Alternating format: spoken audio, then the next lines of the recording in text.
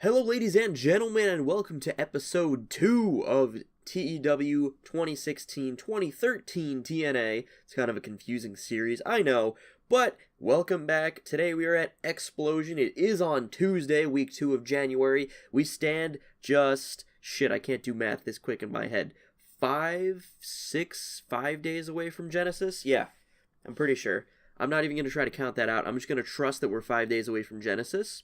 So I've really had to throw some storylines together here quickly for Genesis, so bear with me. This is going to be kind of a shoehorned explosion, but without further ado, let's jump right in to the show. Again, look away now if you don't want spoilers. In a decent match, Joey Ryan defeated Robbie E in 11-15 by pinfall with a double underhook facebuster.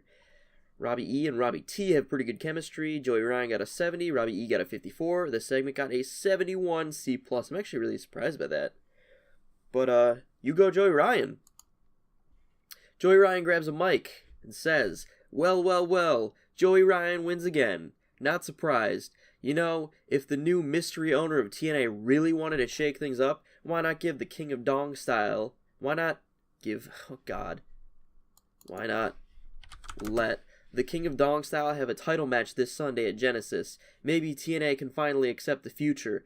Out with the old, in with the dong. I didn't know how to end that promo, and I figured that would be a good way to end the promo, from the King of Dong style to end it with in with the dong. God damn it. I can't believe I actually did that. It got the crowd hotter, though. Got a 66 C+, so can't argue with that. In an extremely short match, Spud defeats Garrett Bischoff in 5-08 by pinfall with a Spud Salt. They did not have chemistry, so it made for an awkward bout. Garrett Bischoff got a 40, Spud got a 45. Segment got a 47D. This was to bury Garrett Bischoff because fuck Garrett Bischoff. I can't fire Garrett Bischoff because it'll piss off too many people backstage, and I want Garrett Bischoff gone because fuck Garrett Bischoff. Alright, so next segment. Garrett Bischoff is visibly upset and starts throwing a temper tantrum in the ring, only to further bury Garrett Bischoff. 42D. In about that, a decent wrestling but didn't have much heat, Zima Ion defeated Phoenix in 11:03 by pinfall with a Black Bible. Phoenix got a 36. He was visibly tiring towards the end and was really off his game. Zima Ion got a 62. I mean, that's alright. That's not great, but, you know, it works. Brooke Tessmacher is backstage with Christy Hemme. Tessmacher says, Tara, you better watch your back this Sunday at Genesis. Hulk Hogan just told me that I'm the #1 contender for your Knockouts title, and after that match, we both know who's taking home the gold. So this was just a really impromptu promo, because I need a fucking title match for Sunday. So it got a 60 C. I'm fine with that. Got the crowd hotter. And that leads us to the main event. In a decent match, Kid Cash and Gunner defeated Kenny King and Wes Briscoe in 15-25, when Gunner defeated Kenny King by pinfall with an F5. In terms of in-ring work, Gunner was head and shoulders above everyone else. Wes Briscoe was the weak link. Briscoe got a 41, Kenny King got a 58, and a 60 and a 79 from Gunner. That's actually really good. I'm happy to see that. And that is the end of the show. C+, no specific comments about this. 68. I'm good with that. So then, now let's see what the show got in terms of viewership.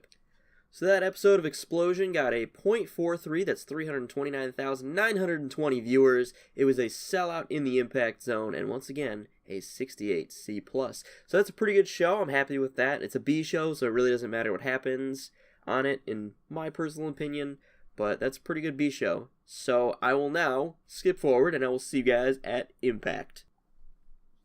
Alright, and here we are on Thursday Night Impact, Week 2, January 2013. I have the show all put together. Once again, be mindful, I'm trying to cram 4 weeks of storytelling into 2 weeks, so this is just trying to put together some pretty loose storylines for Sunday at Genesis. So here we go, we're going to run the show. As always, look away for spoilers right now. The show opens with Mr. Anderson in the ring. The crowd are booing and chanting, "Asshole." Anderson, yeah, that's right. You see, these people already know, and Jeff Hardy, you should have known last week. You see, some people just aren't nice. Some people don't care if they get cheered, Jeff. Some people are just assholes. And Mr. Anderson, sure as hell, is one of those assholes. Jeff, I don't know if you were expecting some kind of gentlemanly competition, or, it's supposed to say or. Gentlemanly competition, or I think people call it sportsmanship. but I'm not like that. You know why, Jeff? Because nice guys finish last. Want some proof? Go ask Matt at whatever indie show he's working in front of 8 people in a bingo hall. Better yet, go ask him about Amy, because being a nice guy sure didn't help him much there.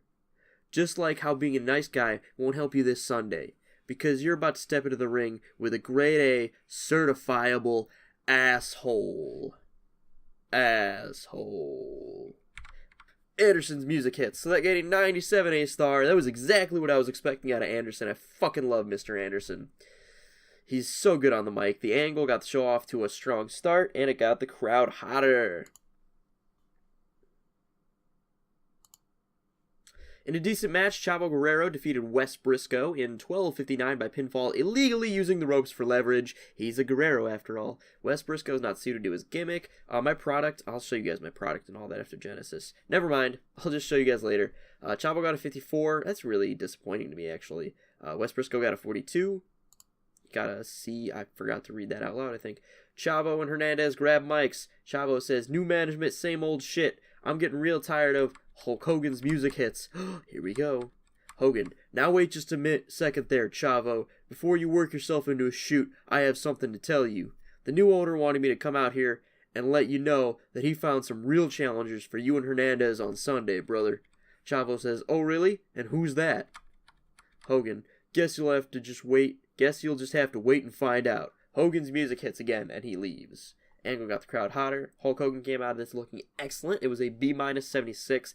I'm just trying to milk Hogan for all he's worth. I'm not really sure what to do with Hogan, to be honest. In about that, a decent wrestling but little heat. Matt Cross defeated Sanjay Dutt in 7:39 by pinfall with a death from above. It got a 58 C-. Sanjay Dutt was really off his game. Cross got a 53. Dutt got a 61. In a terrible match, Brooke Tessmacher defeated Holly Blossom in 7:38 by pinfall.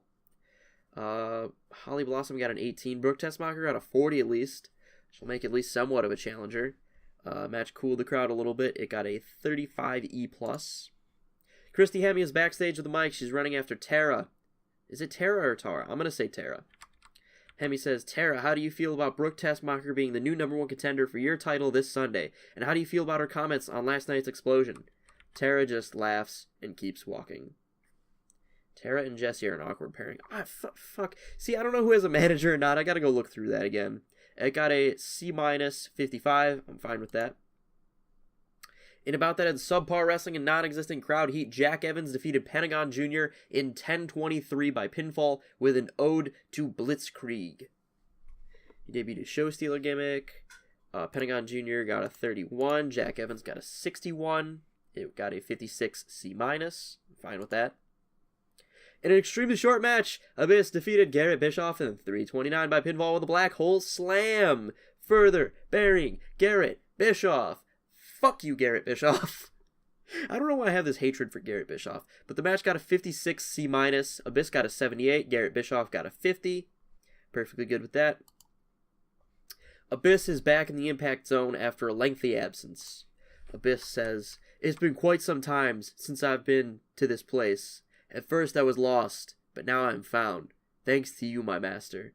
He points upward, but looks down. "I am not worthy to have been saved, but you rescued not only my physical being, but my soul. But forgive me, for I have sinned, and now I must pay my penance." Abyss pulls barbed wire out from his pocket and begins lashing his arms with the strand of barbed wire as the blood begins to flow. This angle got the crowd hotter. It got a B+83. I know it's a little dark, but Abyss, you gotta go with kind of dark shit with Abyss, because that's what works. In about that, I had great wrestling and decent reaction from the crowd. Joey Ryan defeated Doc Gallows in 18:25 by pinfall with a double underhook facebuster. They had great chemistry and it showed in their performance. Joey Ryan got a fucking 81 here. It got a 73 B-. I'm really happy with this one. Even though Joey Ryan was off his game, fantastic. Hulk Hogan and RVD are in Hogan's office. Hogan says, "Damn it, Rob, for the 6th time, I don't know who you're facing on Sunday. You know what? I don't even know if I have the power to do this, but I'm going to make a match. Kazarian versus Daniels, and whoever wins is your opponent on Sunday. Now please get the hell out of my office." Van Dam leaves. Just a pretty standard angle. Didn't really want to do too much there. Got an A, 90. Hogan and Van Dam. In an exceptional match, Christopher Daniels defeated Frankie Kazarian in 21-39 by pinfall with an Angel's Wings. 89A, they both got a performance of 87. Ideally, at the end of this match, they still shake hands, all that. They're still good, they're friends. Just some friendly competition. That's the end of the show. It got an 85B+. Kind of hoping for an A, because the end of the show was pretty strong, but I guess the rest of it, the beginning and the end of the show were strong, but the middle part was kind of crap. But I'm working around that. 85B+, increased their popularity in 42 regions. Now let's see what it got on TV. Alright, so that episode of Impact was again an 85B+. It drew 9,074 people to the Mackenzie Arena in the Southeast region, and on TV it got a 5.98. That was 4.49 million viewers.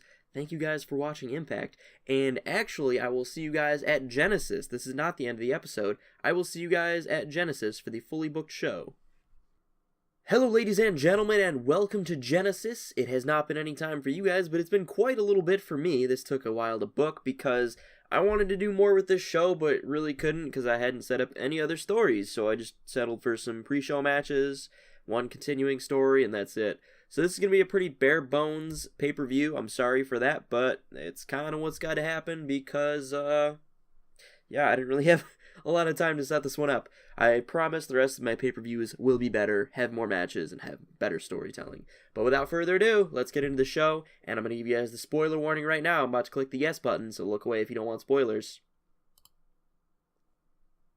In a pre-show bout that had decent wrestling but little heat, Mike Bennett defeated Robbie E in 7:33 with an awesome coolness. Oh, Mike Bennett sustained an athlete's foot? Alright. Is there anything? Maria Kanellis did good work at ringside. Mike Bennett had a 47, Robbie E had a 55. I want to see and make sure that they... Yes, good managerial help. So they did not have penalties for that. Got a D+. I'm happy with that. Mike Bennett sustained an athlete's foot in this match. In a pre-show bout that had decent wrestling but little heat, Marty Scurll defeated Kenny King in 8:44 by pinfall with a graduation. Marty Scurll got a 44. Kenny King got a 54. Not bad. Got a 54 C- overall. Kenny King seemed off his game. In a pre-show bout that had decent wrestling but little heat, Matt Cross defeated Spud in 9:36 by pinfall with a shooting star press. Spud got a 50. Cross got a 54. This was just to fulfill the high spots that I need for my product. I will show you guys my product after this match, and I will show you guys my schedule after this match. Not after this match, but after this event. There we go. In an extremely short match, Samoa Joe defeated Shark Boy in 3:05 by submission with a coquina clutch. I meant to change this, actually. I wanted it to be a stoppage, but whatever. They have great chemistry, and it showed in their performance. It got a C- 58, which I'm a little disappointed by. Joe got an 82. Shark Boy got a 48. That's fine with me. Did it get a bonus for... Again, it did not get a bonus for squash match. What the fuck? Alright, whatever. Going into the next match. No, the next angle. Samoa Joe gets a mic. Joe says, "Hogan, you still owe me an explanation. Don't think I'm just going away because you fear me. I hope you and the new owner are watching, because this is what happens when you cross me." Joe grabs Shark Boy, who is unconscious in the ring. He takes him to the corner and hits a muscle buster. He then rolls out of the ring with Shark Boy. He pulls up the padding at ringside. He sits Shark Boy on top on the apron and grabs him and hits a muscle buster on the exposed concrete before looking deep into the camera. Joe says, "This is on you again, Hogan." This angle got the crowd hotter. It was a 71 C+. I just wanted to show the vicious side of Joe as he continues to beat his way down through the locker room. This was a one-off appearance for Shark Boy. Love Shark Boy to death, but I can't justify having him on my roster right now. He's 37, maybe 10 years ago, but not right now. And about that, a great wrestling and good heat, Joey Ryan defeated Devon in 14:07 by pinfall with a double underhook facebuster. Joey Ryan wins the TNA television title. Joey Ryan got a 77, Devon got a 69, got the crowd hotter. So I know I didn't announce this matchup, but Joey Ryan kind of said that he wanted a title match. Devon was the only one without a title match, so I decided to, fuck it, make this match. 78B, I wanted to get the title off Devon because I feel like Devon shouldn't really be the TV champion right now. But there may be more plans for Devon in the future. So this one was a pretty good match. I'm calling that a success. Joey Ryan runs into the crowd with his title to celebrate with the fans. I just needed Joey Ryan to do something. Didn't feel like having him cut a promo after the match. It got an 85B+ though, so I'm happy with that. I just dropped a pen. I'm sorry about that. You guys had to hear that. Jeremy Borash is in the ring. Borash says, "Ladies and gentlemen, I have just been informed that the following contest is a 6-women tag team match scheduled for one fall, with the winners competing to be the next #1 contender on next week's edition of Impact Wrestling." Jeremy Borash clearly enjoyed the ability to go having the freedom to go off script and performed well. I'm surprised he only got a D44 in that. That was based on his microphone. I thought he was better in microphone, but it might be with his overness too. Who knows? Good old JB announcing it. So the winners of this match will have a 3-way contest to determine the new #1 contender on next week's Impact. Let's get into it.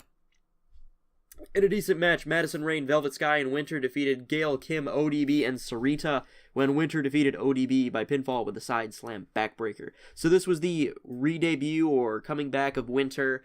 There would be like a who's the third woman for the Velvet Sky and Madison Rayne team, and it would be revealed that it is Winter. Winter, holy shit, Winter was the worst performance out of all of them, but it could be because it was her debut match. I will give her the benefit of the doubt right now, but holy shit, everyone else way outperformed her. 65C, I'm good with that.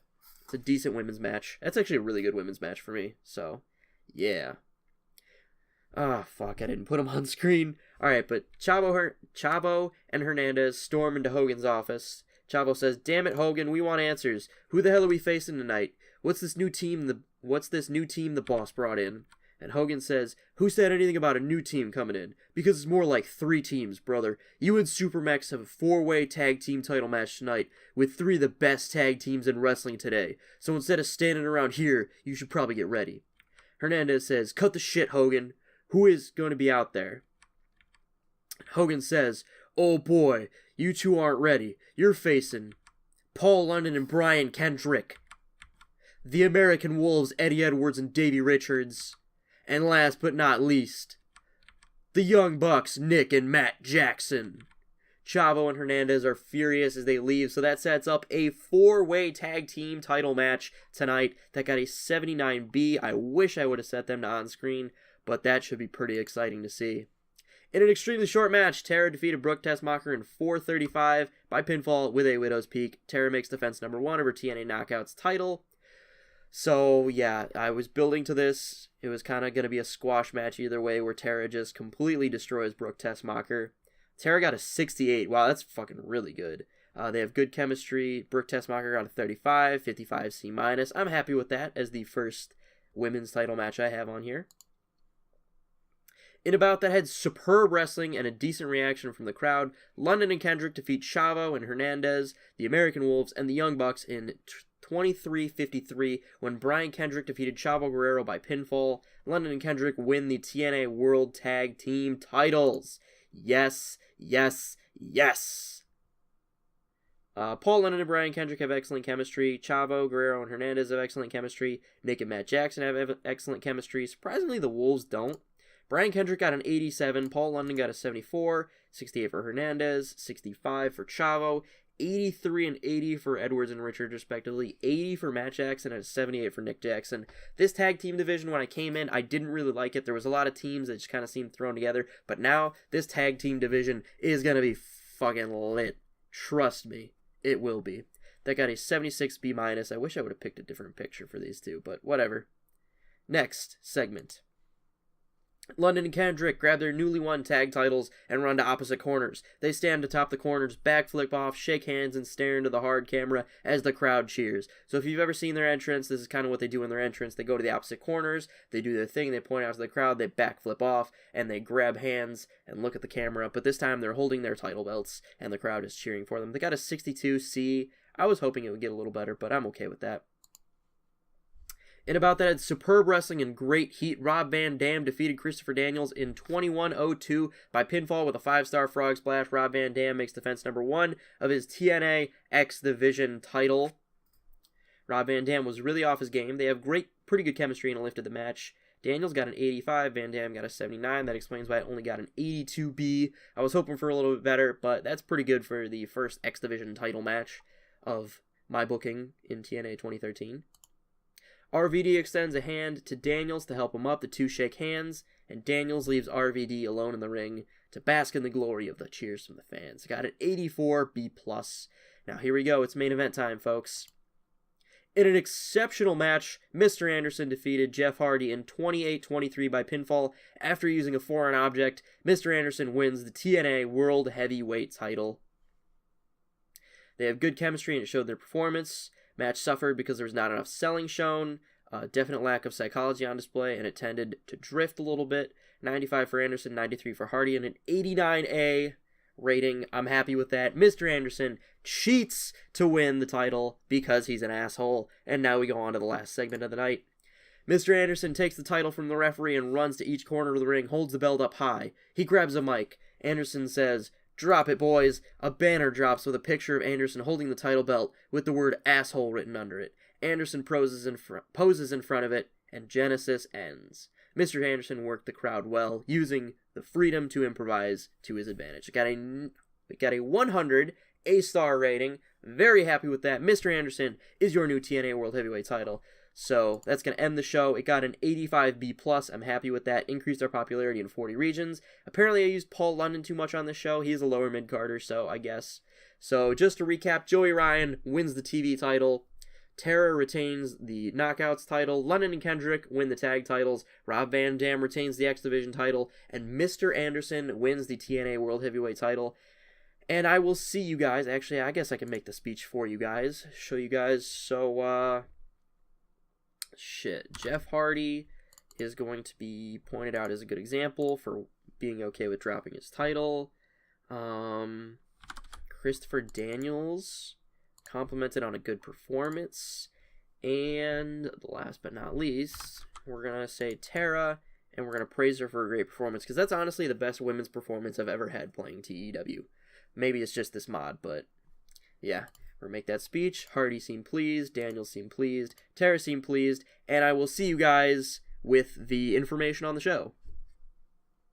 So, TNA Genesis was held in the Idaho Center Arena in the Northwest region. It drew 10,279 people to the event. It had a pay-per-view buy rate of 0.78, that is 390,212 buys, and so now we're going to take a look at the product as well as the new event structure that I have done. So this is the product. I made a couple changes to the product. I think it was heavy mainstream. No, it was key feature mainstream and heavy traditional. I've changed it to medium traditional, medium mainstream, medium cult, and heavy modern. It's just a product that I like running more. It rates them equally on performance and popularity as opposed to more on popularity, so you're encouraged to have better workers.